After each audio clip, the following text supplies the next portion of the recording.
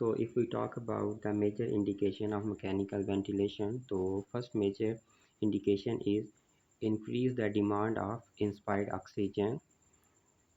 कि मरीज़ को ज़्यादा ऑक्सीजन की ज़रूरत पड़ रही है अपनी ब्रीथिंग पैटर्न को बहाल रखने के लिए, और इस कंडीशन को हाइपोक्सिक रिस्पायरेटरी फेलियर भी कहते हैं और टाइप 1 रिस्पायरेटरी फेलियर भी कहते हैं। Normally on a room air कोई भी पर्सन जो है वो 21% ऑक्सीजन इनहेल कर रहा होता है, और एक नॉर्मल पर्सन जब 21% ऑक्सीजन इनहेल करता है तो उसका ब्रीदिंग पैटर्न क्या होता है, उसमें का रिस्पायरेटरी रेट नॉर्मल होता है, वो असेसरी मसल यूज़ नहीं करता है, उसका वर्क ऑफ ब्रीदिंग मिनिमल होता है, और उसका ब्रीदिंग जो है वो क्वाइट और इजी होता है। सेचुरेशन आप कार्डिक मॉनिटर पे देख सकते हैं 94% से ज़्यादा होती है, और अगर आप ऐसे पेशेंट की एबीजीज़ करवाएं तो उसके अंदर PaO2 ग्रेटर दैन 80 होगा, और अगर आप इसका पीएफ रेशियो कैलकुलेट करेंगे तो वो मोर देन 300 होगा। ये सब कंडीशन है एक नॉर्मल पर्सन की। सो हाइपोक्सिक रिस्पायरेटरी फेलियर क्या है?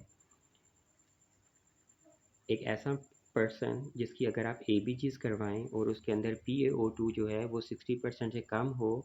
और उसको ठीक करने के लिए आप FiO2 को इंक्रीज़ कर दें मोर देन 50% और वो फिर भी ठीक ना हो, तो इसको कहते हैं respiratory failure. In other word, अगर एक मरीज़ जिसकी FiO2 50% से ज़्यादा है और स्टिल उसकी एबीजीज़ के अंदर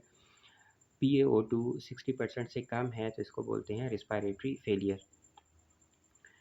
तो रिस्पायरेटरी फेलियर के साइंस क्या होते हैं? एक्चुअली इस कंडीशन को रिस्पायरेटरी डिस्ट्रेस कहते हैं, जिसके अंदर पेशेंट का रिस्पायरेटरी रेट बढ़ जाता है, टैकीकार्डिया होता है, सांस लेने में मुश्किल होती है, वर्क ऑफ ब्रीदिंग बढ़ जाता है जिसमें नेज़ल फ्लेयरिंग होती है, वो अपनी असेसरी मसल यूज़ करता है, और उसकी सैचुरेशन कार्डिक मॉनिटर पे 94 से कम होना शुरू हो जाती है, और अगर आप उसकी एबीजीज़ करवाएंगे तो उसका PaO2 लेवल 60 से कम होगा, और अगर आप उसकी पीएफ रेशो करवाएंगे तो वो भी 300 से कम होगी।